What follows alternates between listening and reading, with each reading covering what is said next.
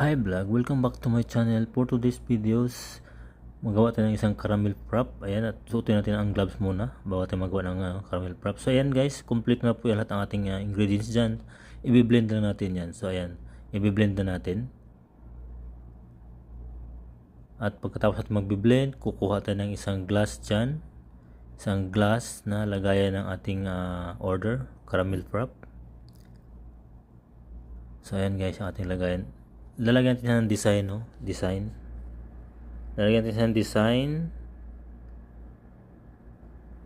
from top to bottom, no? Ipaikot natin yung caramel sauce niya na design. So pagtapos niyan, saka natin titikman muna natin yung ating caramel frap. Titikman muna natin kung ito ba ay goods or pwede na bang isi-serve, no? At wala bang kulang na flavor, na tamis or tabang. Tikman muna natin siya. So ayan.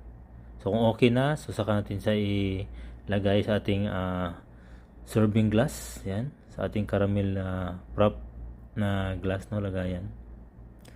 So ayan guys.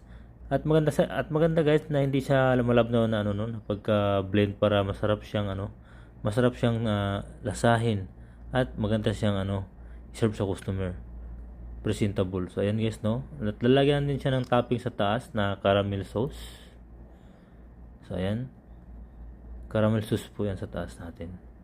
At yan po ay ready to serve na. So yan lang guys, no, ang ating order. Isang frappe caramel. Ayan. Napakasulit po niyan at napakasarap. So yan guys, ang ready to serve na caramel frap.